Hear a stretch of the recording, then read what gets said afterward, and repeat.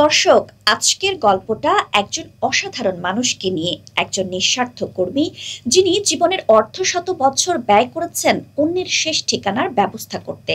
দর্শক, আমরা আজ কথা বলবো মনু মিয়া সম্পর্কে। তাকে সবাই চিনতেন শেষ ঠিকানার কারিগর নামে। কিশোরগঞ্জের ইটনা উপজেলার জয়সিদ্ধি ইউনিয়নের আলগাপাড়া গ্রামে জন্ম মনু মিয়ার। শনিবার ২৮ জুন সকালে ৬৭ বছর বয়সে নিজ বাড়িতে তিনি শেষ নিঃশ্বাস ত্যাগ করেন। তার মৃত্যু নিশ্চিত করেছেন জয়সিদ্ধি ইউনিয়ন পরিষদের প্যানেল চেয়ারম্যান মোহাম্মদ বাহাউদ্দিন ঠাকুর। এই মৃত্যুর খবরে পুরো এলাকায় নেমে এসেছে শোকের ছায়া। কারণ মনু মিয়া শুধু একজন মানুষ ছিলেন না, তিনি ছিলেন মানবিকতার প্রতীক। ৪৯ বছর ধরে একটানা কবর খুঁড়েছেন ৩,০০০-এরও বেশি মানুষকে, তাও ১ টাকাও পারিশ্রমিক না নিয়ে। তিনি বলতেন, আমি এই কাজ করি আল্লাহকে খুশি করতে, মানুষের কাছ থেকে কিছু নিতে চাই না।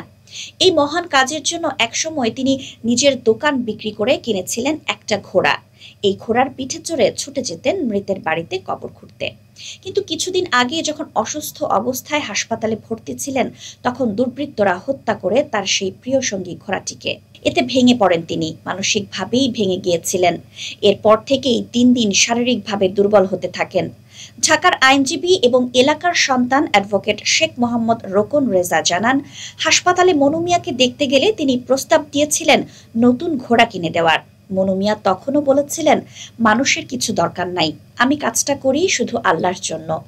মনু মিয়ার মৃত্যুর পর এলাকা জুড়ে নেমে এসেছে শোকের ছায়া। প্যানেল চেয়ারম্যান বাহাউদ্দিন ঠাকুর বলেন, আমরা একজন দয়ার সাগরকে হারালাম, এমন মানুষের অভাব কোনোদিন পূরণ হবে না। মনু মিয়ার জীবনের গল্প আমাদের শিখিয়ে দেয়, এই পৃথিবীতে এখনো এমন মানুষ আছেন যারা নিজের জীবনের আরাম আয়েশের চেয়ে অন্যের মঙ্গলের জন্য কাজ করেন।